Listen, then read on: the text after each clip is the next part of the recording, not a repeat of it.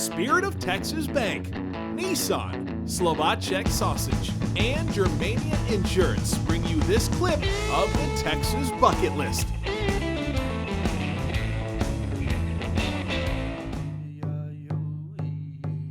Howdy, and welcome back to the Texas Bucket List. Next up on the show, we head to Fort Worth to check out a fine arts museum folks frolic to, all because it's free. Sundance Square in downtown Fort Worth may be just a few miles from the stockyards that preserve part of our Lone Star State lore. But the feeling you get in the square is a little more refined. And that might be the reason you'll encounter some art that helps tell the stories of our Western past at the Sid Richardson Museum. We have a lot of people coming in the museum now that don't know they're coming into a museum. Mary Burke is the director of the museum that looks more like a fancy emporium from the street.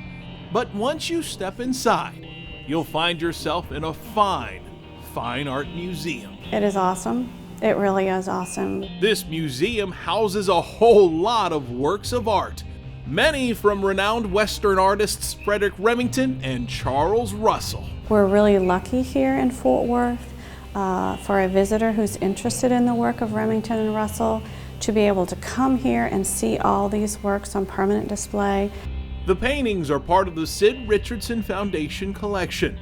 Mr. Sid, as he was known to his friends, was born in Athens and struck it rich in the oil business back in the 1930s. With money gushing in, Richardson started a foundation to help nonprofit organizations that serve Texans. He was a native Texan. He loved Texas. The foundation continues to this day, and since 1982, it's been displaying Mr. Sid's sensational art collection for free in Fort Worth. Admission's free, programs are free, everything is free, and that is because we are supported by the Sid W. Richardson Foundation. That means you can mosey right on into the gallery and get a first-hand look at some iconic works of art, including Buffalo Bill's Duel with Yellow Hand. Wow. It's cinematic. Charles Russell painted the portrait in 1917, the same year Buffalo Bill kicked the bucket. He's painted it as Buffalo Bill Cody described it in his diary. One thing that he's noted for is this symbol that he always uses, that buffalo symbol, for his signature, and he really started using that as a very young artist. Then there's the rare Frederick Remington Nocturnes, works of art that use darker colors to transport viewers to the moonlit evenings of the West. What's really interesting is the way that he applied the paint and the color variations that are in the paintings. This one, there's a lot of the vivid greens and a really thick application of paint in areas. And then this one, the Love Call, which was painted in 1909, the last year he was alive, is a very thin application of paint. You can see the weave of the canvas underneath.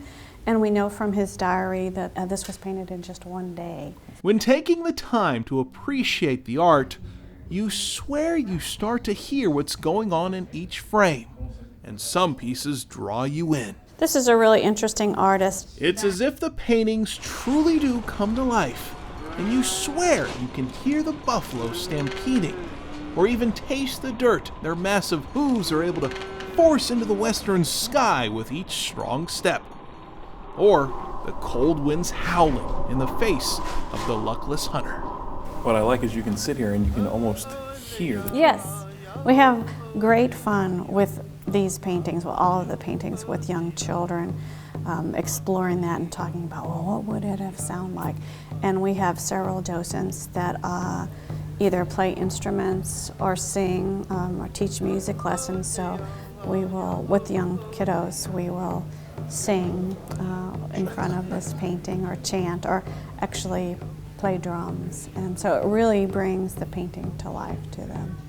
This collection will keep your attention thanks to the amount of details Remington and Russell relished in. They had to look twice, 3 times. Oh.